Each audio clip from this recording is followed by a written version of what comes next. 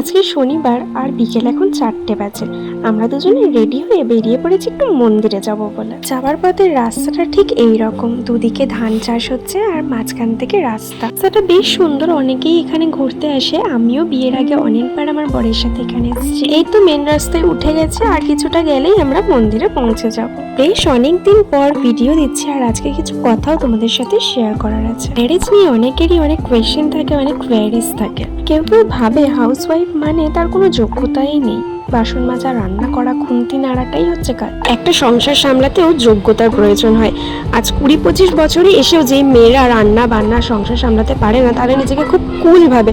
বিশ্বাস করো, সেটা একদমই কুল লাগে না। তার যার নিজের পছন্দ, নিজের মতামত আছে। কেউ কেউ সংসার সামলেই নিজেকে ভালো রাখতে চায়, আর কেউ কেউ চায় তার প্রফেশন নিয়ে ব্যস্ত থাকতে। সেটা যার লাইফ তাকে বুঝতে দিলেই ভালো হয়। যাই হোক, নানান মানুষ নানান রকমের কথা বলবেই, সেসব কথা কানে নিলে চলবে না।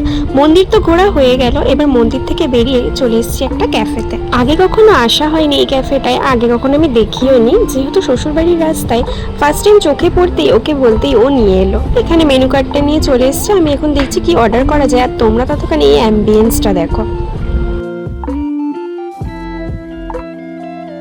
ইউটিউব ফেসবুকে ভিডিও করি বলে অনেক মানুষের অনেক টোনও শুনেছি, বিশেষ করে তাতে আমার কোনো যায় আসে না। আগে এটাকে প্রফেশনাল ভাবে নিলেও এখন আমি এটাকে একদমই প্রফেশনাল ভাবে নিই না। এখন শুধুমাত্র মুহূর্তগুলোকে ধরে রাখতে চাই, যাতে আজ থেকে 10-20 বছর পরে গিয়েও এই ভিডিওগুলো দেখি আর স্মৃতিগুলো মনে করতে পারি। এই তো খাবার অর্ডার করে দিয়েছিলাম, আর খাবারটা দিয়েও গেছে। এখানে দুজন খাবারটা কমপ্লিট করে নিই, তারপর তোমাদের সাথে আবার কথা বলছি।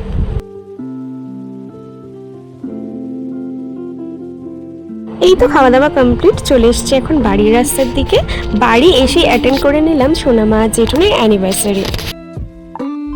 কেক কাটিং হলো, অনেকটা মজা হলো। তারপরে চলে এসেছি এখন বাড়ির দিকে। খুব টায়ার্ড লাগছে এসে, তাই তাকে বলতে সে চুল বেঁধে দিচ্ছে। বিকেলে যে মন্দিরটায় গেলাম তার ডিটেলস কিছুই তো তোমাদের সাথে শেয়ার করা হলো না। মন্দিরটা ছিল স্বামীনারায়ণ মন্দির, যেটা DH রোডের ভাষা 14 নম্বরে অবস্থিত। চলো, অনেক তো গল্প হলো, আজকে ভিডিওটা এখানে শেষ করছি। নেক্সট ভিডিওর জন্য ফলো করো।